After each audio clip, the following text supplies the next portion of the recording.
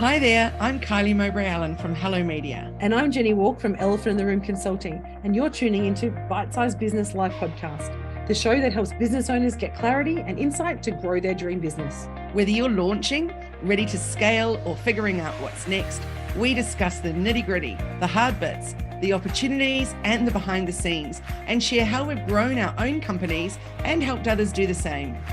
We're glad you're here. Hey everyone, this is Jenny Walke from Elephant in the Room Consulting and Kylie Mowbray-Allen from Hello Media, and you're tuning into the Bite-Sized Business Live Podcast, the show that helps small business owners get clarity and insight to grow their dream business. I'm very excited to have Kylie back in the room today. She's been away at Social Media Marketing World. How are you? And welcome back, Kylie. Thank you, Jenny. It's exciting to be back. I got back nearly 2 weeks ago and crashed hard with a horrible version of COVID. So I have just been back at work the last 2 days, and it has been challenging, but I've been so looking forward to this today and sharing some of my findings or some of my learnings from being at Social Media Marketing World, which, as you know, is in San Diego, a very, very beautiful spot in the world.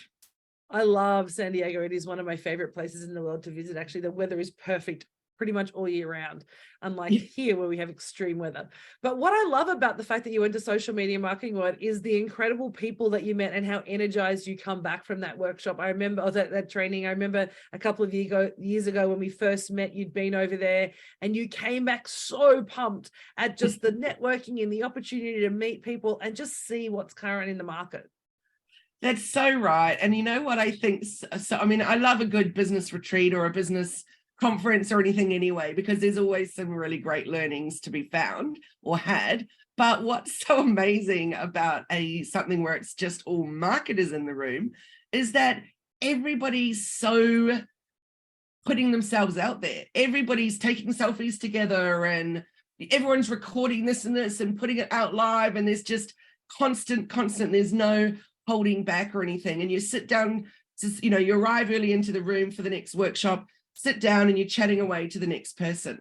Whereas so often with business conferences, that is not happening. You're keeping to yourself, and it's just super, super fun, super out there. And the meetups, the things that go on outside of the hours of the conference are just as amazing as what goes on. Amazing. And I know we're talking offline beforehand, saying that there's some other amazing conferences coming up and the opportunity. And I'm thinking I might even need to join you on the next time you go, because for me, that's the thing I'm missing, I think, being in Australia sometimes, is we have some really cool conferences, but you don't get that scale and volume that you often do at some of those big conferences in the US and overseas, because you have all the different people from all across the world coming to engage, and the idea generation is incredible. Yeah, absolutely. I had two really awesome things happen while I was there. One of them was I was sitting at one of the, they have these tables set up for about 2 hours over lunchtime, and each table has a different topic. So that table, for example, is called ChatGPT. So if you go and sit at that table, everyone there is going to be talking about it in some way, or YouTube or podcasting or organic or paid or whatever it might be. So anyway, I was sitting at this table talking about video, and this guy came and just came up to me and he said, "Are you from Hello Media?" And I was like, yes, this is just little old me from little old Australia down under. And he goes, "Oh, I just joined your Facebook group a few days ago, and I saw you across the room and I recognized you and I just had to come and say hi." That is incredible. Hey, that's cool. And then my other favorite moment was I was walking down, it was in front of the stage, but in between sessions, and this glorious woman walked straight past me and went, "Hi, Kylie, nice to see you here." And it was Mari Smith, my glorious, I've had my girl crush on her for 5 years, the queen of Facebook. And the fact that she recognized me because I do every one of her courses and I'm a big fangirl. But that was really, really special as well. So yeah, there was some really nice things that happened, which was fun. That is amazing. So for our amazing listeners who tune into our podcast when we regularly. What are the 3 key takeaways that you have from social media marketing world that you want to share with us today? Well, the first thing is that there's been always so much discussion around social media being dead, that it's over, that, no one needs to use it anymore. I even saw someone running a workshop anymore saying, you don't even need to be on socials if you've got a business, blah, blah, blah. And I'm like, whoa. So the first thing is that social media is not dead, that it is on the up and up and up. And I've got some good stats here to tell you, which is with some whole surveys that were done recently, and it tells you that Facebook is the platform that improves your sales and your revenue. Instagram is the platform that you increases your exposure the most. And Facebook is the platform that generates the most leads. So that's a really interesting one. We had a lot of talk about TikTok as well. I'm really anti-TikTok. And in terms of generating the most leads, the top one was Facebook, then LinkedIn, then Instagram, YouTube, Twitter, and then finally down the bottom was TikTok. So I thought that was interesting for all those people out there that say you have to be on TikTok no matter what. Is it generating leads for your business? No. So that's a really interesting one, I think. I think that's a really important stat, because I know that, and you and I have had lots of conversations about TikTok and whether we need to be on it and what that looks like. And I know my team and I have been having conversations about that a lot at the moment. But I love that particular stat, because when you have information like that, it gives you an opportunity to say, well, do I want it? Is it important to me? When I look at that priority list, why would I prioritize TikTok over LinkedIn or prioritize TikTok over Instagram if it's down the bottom of the kind of, it's 6 on the top 6 platforms that you can promote on? And I think that's such important statistics. And I love that, because it's about doing the research, isn't it? What's the information telling us? And you tell us that all the time. You might think your Facebook posts and your Instagram posts are good, but what are the stats telling you? What is the research telling you? And I love that, because that's really what we're looking at, isn't it? We've got a research group that have said, we've done the work, we've looked into it, and actually it's not the highest performing platform. Absolutely. But exposure, Instagram, that's a really good one. So it just reminds you, actually, I need to be there. I've got to be getting out there for brand awareness, hello reels, et cetera, et cetera. So yeah, that's a good one. So my next top takeaway, well, in fact, they're not really my top takeaway, those, they're just 3 things that really stuck out of my brain. And the second one is all about links. So I know for my own self, I'd say 80% of my posts include a link.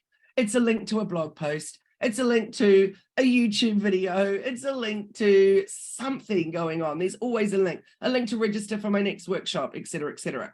Now, we've always known that links are problematic because Facebook want you on the platform. They don't want you going away. They don't want you reading my post, heading off to read my blog, and then never coming back. So they've always looked at it and timed how long you're gone for, do you come back, etc. We've also tried it out. Do we put the links in the comment? Where do we put the links?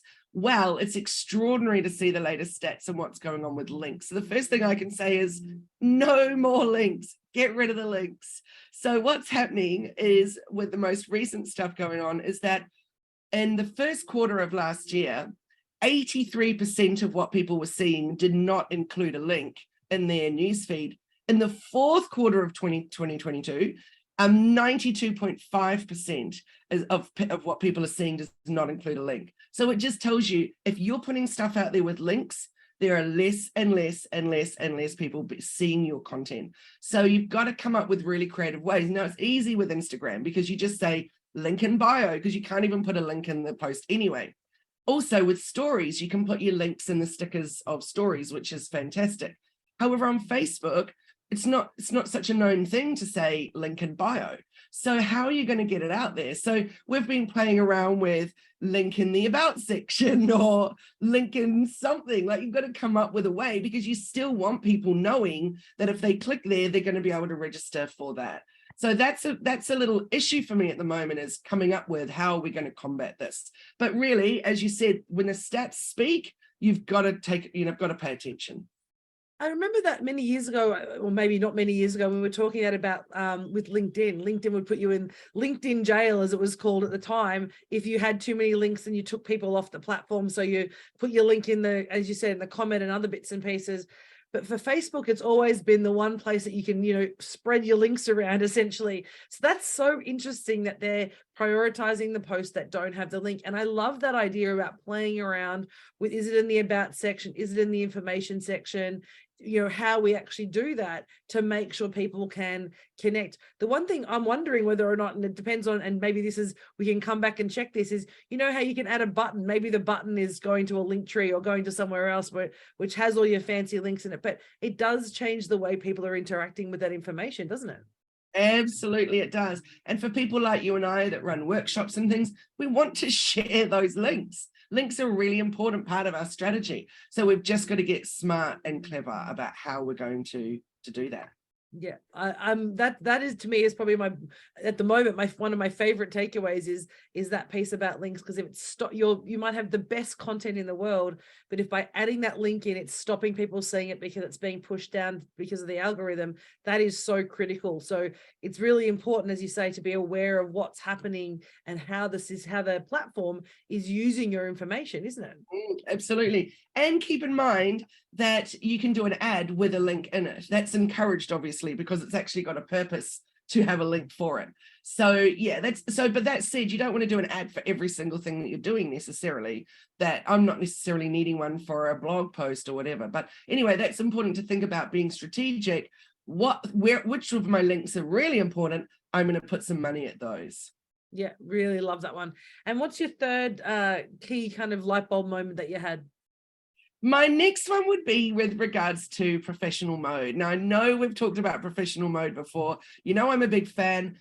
I would have to say that there was still a number of marketers and experts out there that was still saying, I'm not really convinced. But the ones that I'm listening to and the experience I'm having with it myself is you absolutely need to turn your personal Facebook into professional mode.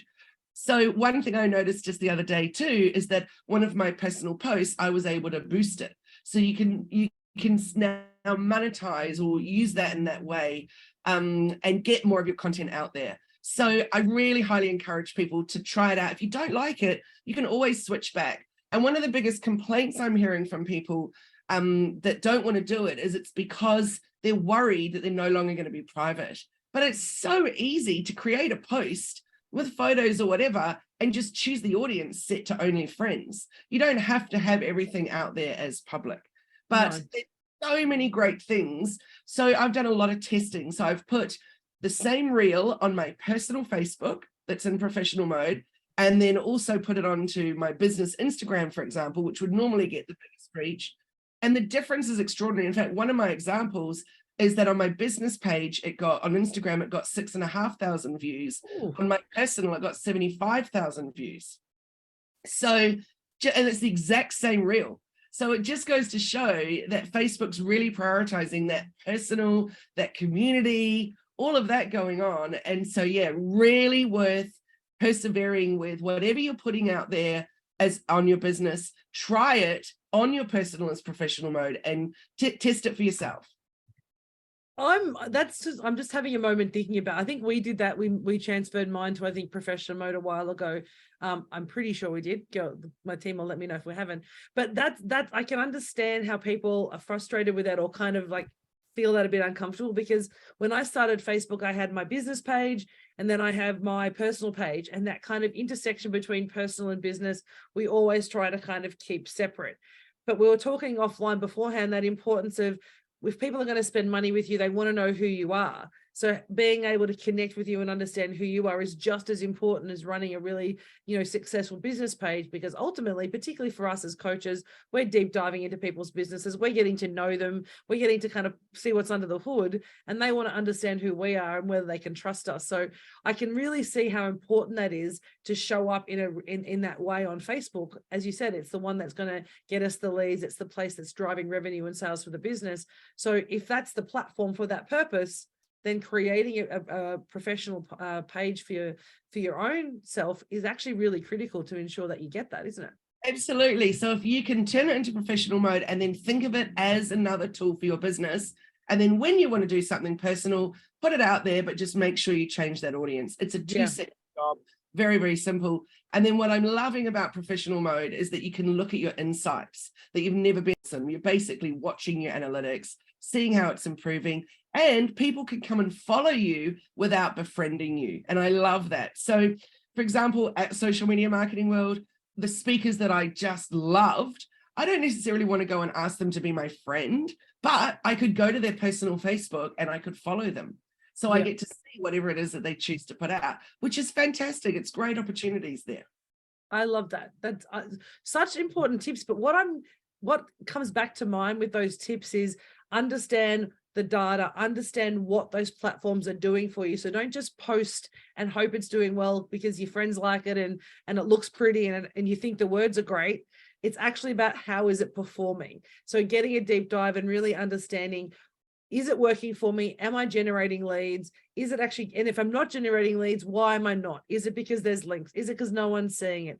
Is it because it's actually not performing in the way that it should? And I love that idea about focusing on the statistics and understanding that. And that's such an important piece. We talk about that when we look at, business planning, and we talk about how to set up your business. We talk about what does the numbers say about your business? Is, your price point the right price point for your customers, and why, if it isn't, why isn't it? And we talk about that with your cost management for your business. It's just the same thing with marketing, and particularly more important because it's the one actually generating those sales for you. So I think that that's been the theme here for me is know what your business is doing and know how your activities are performing for your business. Absolutely. Just doing stuff endlessly because you think you should is really just wasting your time. So, what do we got to do in business? Work smarter, not harder. Yeah, definitely. And I think the fact that Facebook is still the platform that's generating leads, I actually think that to me is really a huge thing, because I love Instagram. I just love the fact that I can do my single photo. I like the grid. I like the cleanness of it. But knowing that that's building my awareness, and it might go, oh, maybe that's why, when we look at our sales stats, when we look at how things are performing, we focus on Instagram. If we now actually flick over and start focusing more on Facebook, both on my personal and the business, we're going to start seeing those results because that's what the stats tell us, right? Rather than just going it because I like it more. Yes, absolutely. Because sometimes it's not about me, is it? Then use it for fun when you just want to have your own Jenny time doing a bit of Instagram, but then schedule that business time where you're going to get into what you need to be doing for your business socials. Yeah, so important, Kylie. Those takeaways are so important, is, making sure that you're using the right platform for the purpose that you want, making sure you're understanding what it's doing. But the whole purpose, I think, for this, though, you got this because you were having those fireside chats, weren't you? You weren't just sitting in a conference, like old school conference, where you're being lectured at for 45 minutes on a keynote, and you might get the slides and you might have 85 pages of notes, but you haven't really had interaction. And what I love about social media marketing world and your interaction there is that you do get an opportunity to have those conversations and ask questions and engage, which is the best way to learn.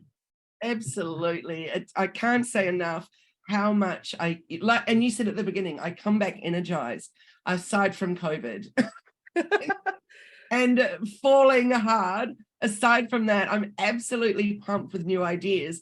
And I've literally got the next 6 months worth of group coaching and sharing with my one-on-one clients and new workshops that I'm excited about writing and things, all because of what I'm taking away from what I was learning, which is really exciting. And we all know that all businesses change and evolve, but when you're marketing in your business, which everybody has to, you've really got to stay on top of what is changing. So yeah, it's exciting. So keep an eye, or jump in the Hello Media Facebook group if you're not already, because I'm going to be sharing a whole lot of stuff going on in there. And of course, there won't be links. It's also groups. It's not just pages. It's also groups. Oh, okay. So basically, it's going to, instead of having an Easter egg hunt for chocolate, we're going to have a hunt for links on Kylie's page. They won't be on any of our pages. They won't be in the post, but you might find them in the About Us section or in other sections on the page. That's right. Comments is a good spot to try that out, but it might not be for long. So we'll test it. And I guess the key takeaway today is just keep testing. Always keep testing. I love that. Kylie, thank you so much for sharing your insights from social media marketing world and your trip away, but also the fact that you got to be seen and say hi to Murray Smith is awesome, because I know that's the one name of all the people when you talk about the people that you follow, she is like up there. So amazing to have you back. We're doing some rechanging and some with the conversations and the insights that we've learned from you and from the team in terms of these blogs. We're changing things up a little bit in the next couple of weeks. So stay tuned as to when we're going to be back online. We're going to have a break over Easter though, I think, because next Friday is Good Friday. So yeah. I think, and it might give you some time to fully recover from your current COVID experience. We'll be back in 2 weeks' time, but with a new day at a new time. So watch out for that big announcement. That's really exciting. Jenni's going on a holiday, which I'm super pumped for. Yay, go you, Jenni. I'm very excited to go, and hopefully I won't come back with COVID. Let's hope. Have a fabulous holiday, Jenni. Let's come back in 2 weeks' time on our new day, at our new time, and re-energized, ready to go. And how about we open with our first chat on our new time and our new date, talking about AI. I would love that. AI is been so much in the news at the moment, and so much. And I know you had huge amounts of conversations about it at Social Media Marketing World, but I think the use of AI, and you blew my mind this morning with a couple of little things. So I would love to share that. Great idea. But for those who are listening, thanks for tuning in to this episode of Bite Size Business Live Podcast. Make sure you've subscribed and follow us so you don't miss any of the episodes coming up. And we'll look forward to seeing you next time for our AI discussion in a couple of weeks on a new time. Absolutely. Looking forward to it, Jenni. Have a great weekend and a really cool holiday. And nice to see everyone. Thank you. See you later, everyone. Bye now. Bye.